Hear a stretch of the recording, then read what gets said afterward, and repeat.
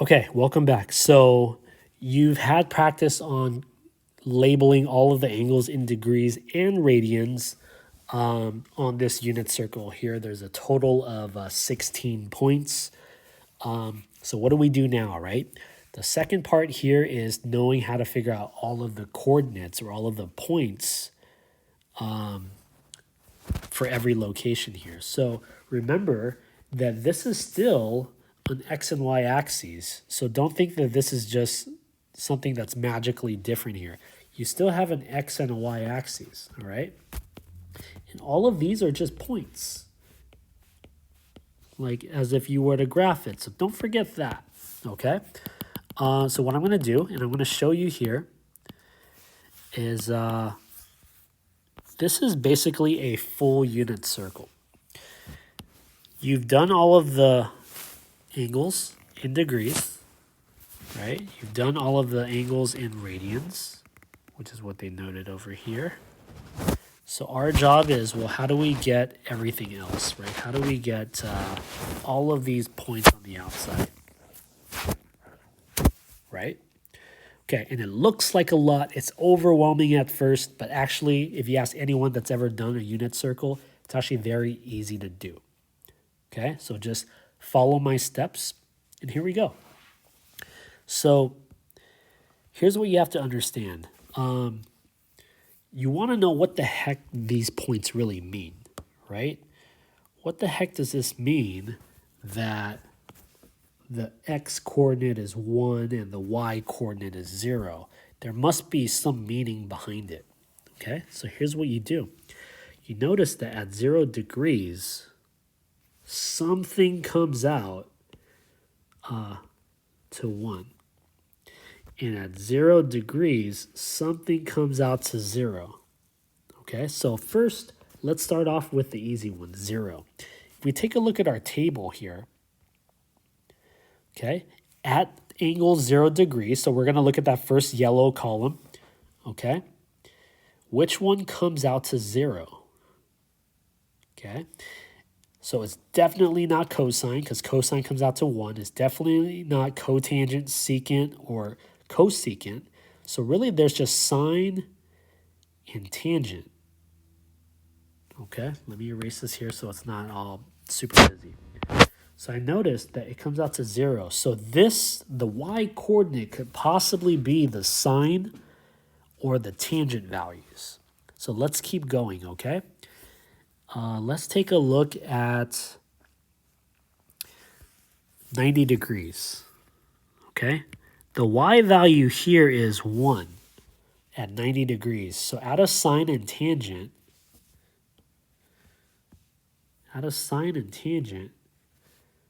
which one comes out to 1? Right? And it's kind of obvious to tell, but it's definitely sine, okay?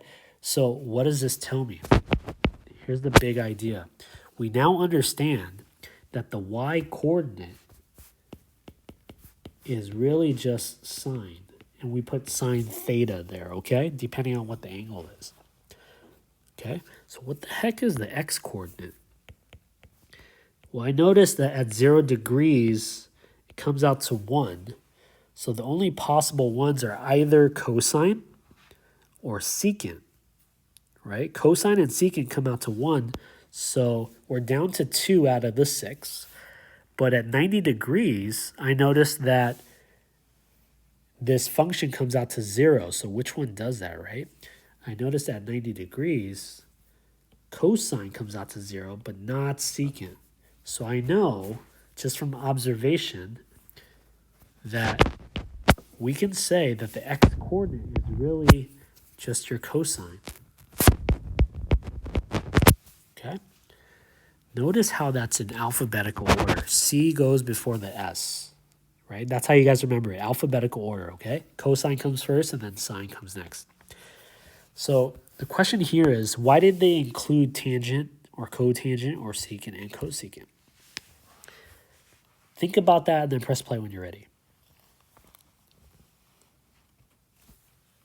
Okay, the reason why they didn't come up with a special circle for tangent, cotangent, secant, and cosecant is because these 4 are built from sine and cosine.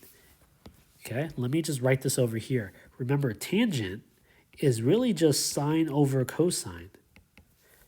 Cotangent is really just cosine over sine. Secant is really just the reciprocal 1 over cosine. And cosecant is really just the reciprocal 1 over sine. So notice how all of those have some type of sine and cosine. So they are the main characters in this story, right? So they are the ones that are contributing to all of these values. So if you know sine and cosine, you should know everything else.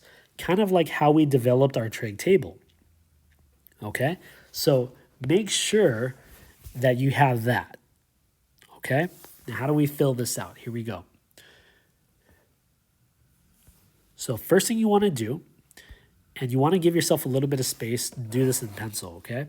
Just watch me first, and then you'll have an opportunity to try it out on your own. You want to take care of the easiest points first. So just like degrees and radians, we took care of the quadrantal angles. So anybody knows what the location of that point is. If you're not thinking about a circle, right? Those coordinates would be 1, 0, because you're moving 1 to the right and you're not moving up or down. So on a Cartesian plane or a rectangular plane, that point would just be 1, 0. Okay? And same thing here. This point up top is really just 0, 1, because you don't move left or right, you just move up 1. So if we move to the left here, that would be -1, 0. And down below here, that would just be 0, -1. Those four are just like any other graph. If you were to plot those points, you should be able to get those values. Okay? Now, how do we get everything in between? If you have these four set up, it's really difficult to make a mistake. Okay? So here's what you do. I always like to start off with the sine function, which is my y coordinate. So I'm going to focus just on this value here. All right? And what I'm going to do is I'm just going to go ahead and stencil this. I'm just going to fill in little placeholders and try to be as organized as possible.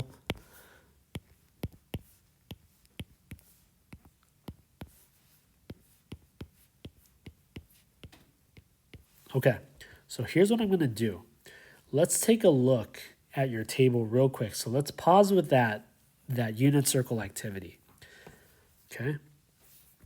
Take a look at, let me highlight this.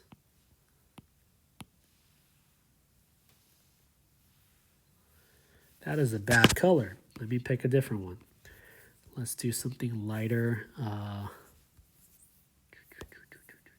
Maybe this one. Yeah, this one would work. So let's say we're just focusing on sine. How in the world am I going to remember all of this? So the thing is, there's a pattern, but can you spot it? Okay. And if you want an opportunity to find the pattern, go ahead and pause this video here and think about what those patterns are. Okay. So for one, I noticed that every angle in between the quadrantal angles, they all have a 2 at the bottom. Divided by 2, over 2, over 2, over 2, over 2. All of the angles in between have an over 2, right? And then I noticed at the top, they kind of use the same values. There's like a 1, a 2, and a 3, and then a 3, a 2, and a 1. 1, a 2, and a 3, and a 3, a 2, and a 1. So there's a pattern there. Just like how the angles oscillate 6, 4, 3, 3, 4, 6, there's a pattern here. So here's what you do. We start at 0, okay? And what you do is you go ahead and put 1, 2, 3, 4. Okay? And what we do here now is that you're going to go ahead and square root all of these. This is a shortcut, okay? And then what you're going to do is you're going to divide all of these by 2. Okay, so let's take care of these one by one here, okay? I know that the square root of 0 is 0. And 0 over 2 is a big fat 0. The square root of 1 is 1. And 1 divided by 2 is just 1 divided by 2 is 1/2. okay? The square root of 2 cannot be square rooted, so I'm going to leave it. So that's just radical 2 over 2. Same thing with the square root of 3. You can't square root 3, so that's just the square root of 3 over 2. And the square root of 4 is 2. And 2 divided by 2 is 1. So here's what you do. If you think about the values here in the table, try to do this in a bright color. This goes from 0, 1, 2, 3, 4. Remember, 4 is really what comes out to 1. So 0, 1, 2, 3, 4, 3, 2, 1, 0. 1, 2, 3, 4, 3, 2, 1, 0. That looks like a lot, but let me just show you. Okay, so here's what you do. Back to the unit circle. You just oscillate. So that first point will tell you everything that you need to do. So 0. Now when I say 1, I really mean 1/2. So 0, 1. And when I say 2, I really mean rad 2 over 2. And when I say 3, I really mean rad 3 over 2. Now when I say 4, that's really this.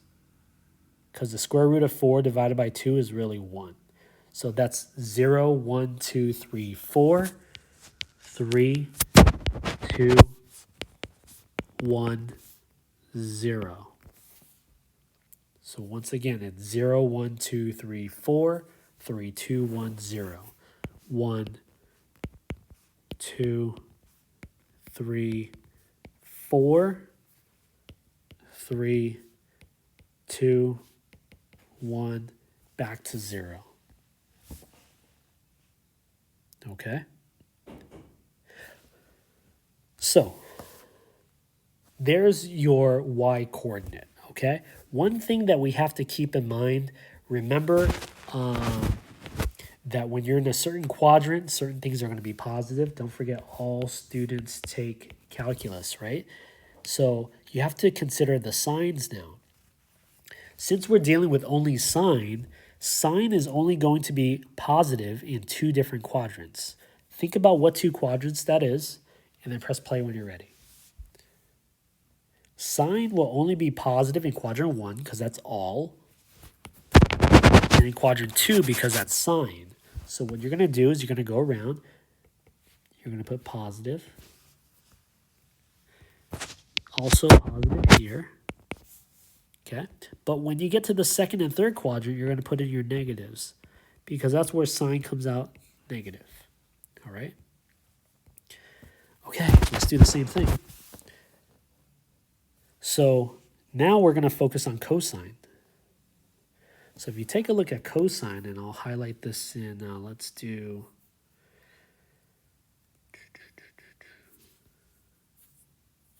it's a nice color. Let's do this one. That's a boo-boo color. Let me find another one. Let's try this one. Okay. Notice how with cosine, there are a couple of patterns here too. Think about what those patterns are. Just with cosine. Press play when you're ready. So you notice that cosine shares some of the same ratios, like rad 3 over 2, rad 2 over 2, 1/2, right?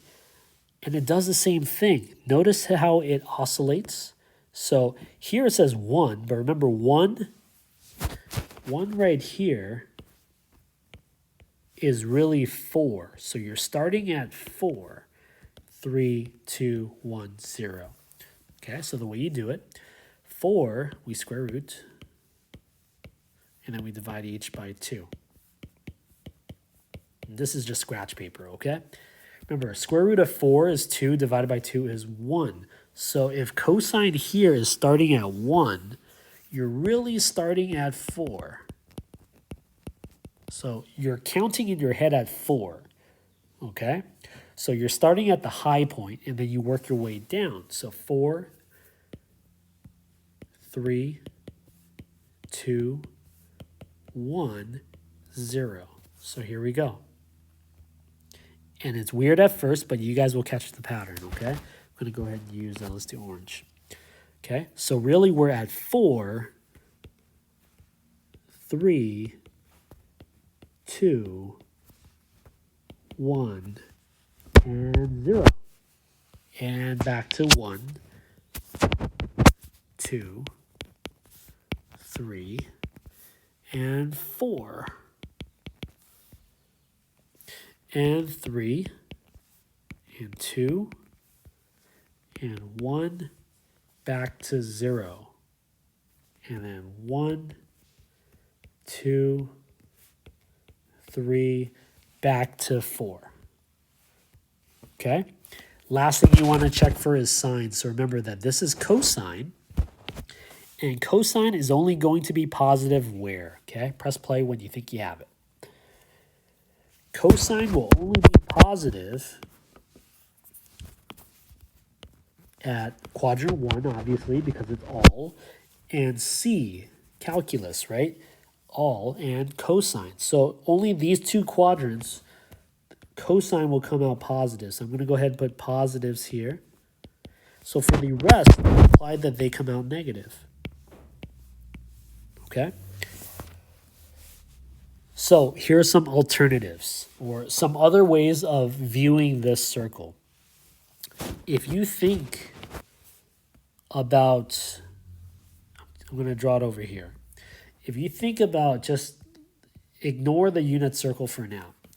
If you were to think about any point, if you were to plot any point in the second quadrant, that would imply that you would have to move left and then up first. Left would mean that your x-coordinate is negative. Up would mean that your y-coordinate is positive. Okay, so if you take a look at everything in quadrant 2 here, that's why the x-coordinate is negative and the y-coordinate is positive. If you think about the first quadrant, if you were to move to the right and up to a certain point here in quadrant 1, that would mean the x-coordinate is positive, and so is the y-coordinate. Okay, what would it mean if you were to go to the third quadrant? Well, if you were to go left and then you were to go down, left would mean that your x-coordinate's negative and down would mean your y-coordinate's negative, which is the reason why in the third quadrant, everything in the third quadrant came out negative. And lastly, if you were to go to the right and down, that would mean that your x is positive and your y is negative, which is the reason why the y-coordinates came out negative. So there are two different ways to kind of exploit those signs, okay? Whichever way clicked more for you. If you like all students take calculus, use that. If you would rather just use the coordinate plane in terms of where the point is, for instance, what we did over here, you're more than welcome to do that. So either way to get your signs works, okay? And there you have it, okay? Now, if you include the degrees and radians, you would have all of your entire unit circle complete, okay? Here's your answer key, right? So the point here, because especially, you know, when you get into your upper division classes, right? Your upper level math classes, should it be here or in college, you will need to refer back to these values, okay? So here we go. This is like your answer key. So do everything from scratch now, okay? So find a blank unit circle, and then I'll write down the order, okay? So start with degrees,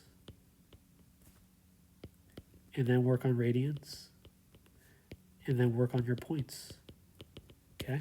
This should take no more than 7 minutes, okay? Obviously, doing this for the first time, it might take longer, but you build your speed, okay? All right, so pause here, try it out, and then press play when you're ready. Okay, here we go. So in real time, here's what you should be thinking about, okay? I'm going to go ahead and start with degrees, so I always start with the quadrantal angles, 0, 90, 180 degrees, 270 degrees, 360. Halfway point is 45, so that's 135. That's 225. That's 315. Forwards and backwards 30, that'll be 60 and 120 here. That'll be 150 and 210. That'll be 240 and 300. And that'll be 330 going backwards and 30 going forwards. Okay, those are my degrees. My radians will be, I'll put on the inside here because I don't have space. That'll be 0, pi over 2, pi, 3 pi over 2, and then 2 pi. Okay, this is going to be 6, 4, and 3. So that'll be 3, 4, 6. 6, 4, 3, 3, 4, 6. They're all going to have pi in it. I know in quadrant 1 it has to be 1 less, so this is going to be 2 pi over 3, 3 pi over 4, 5 pi over 6. Quadrant 3 is 1 more, 7 pi over 6, 5 pi over 4, 4 pi over 3.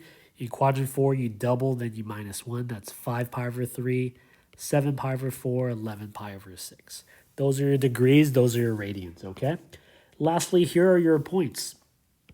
So 1, 0, 0, 1, negative 1, 0, 0, negative 1. Okay? Those are quadrantal angles. Notice how in every step I always focus on quadrantal angles first, okay? So this tells me that the y-coordinate, I start at 0, so that's sine. So that's going to be 1/2. We're at 2 over 2. We're at 3 over 2. Back to 4.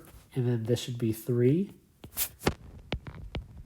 2, 1. Back to 0. And then this will be 1, 2. Hopefully yours is way neater than mine. 3.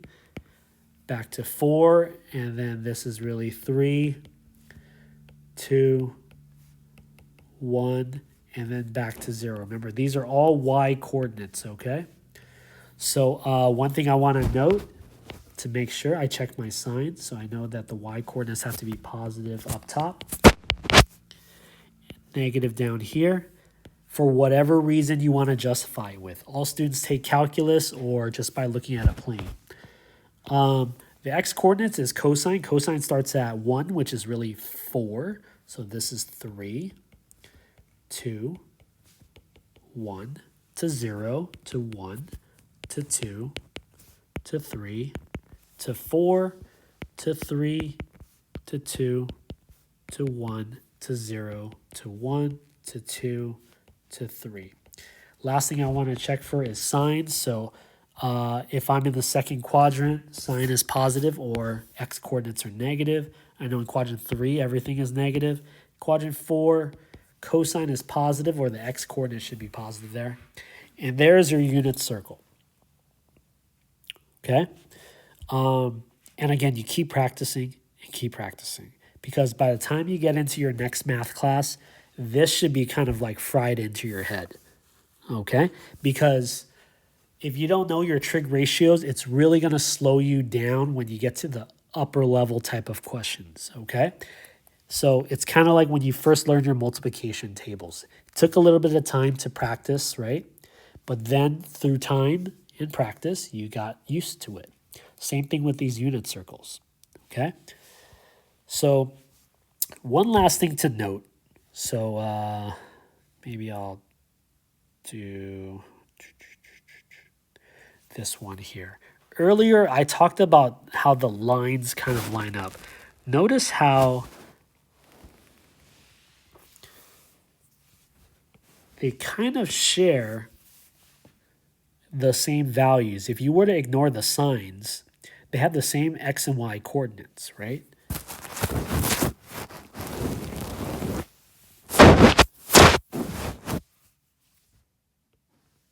Pi over 3 and something pi over 3, you notice that they share the same values, okay? I think someone pointed that out on the trig table. Let me pull that up one more time. On the trig table, someone noticed that when you're looking at the radians, I know there's a lot going on here, so let me try to erase this. I'll circle in pink. They noticed that anything over 6, sine came out 1/2. Anything over 6, sine came out some version of 1/2. Okay? And some version of pi over 3, sine came out to rad 3 over 2, rad 3 over 2, rad 3 over 2. Okay?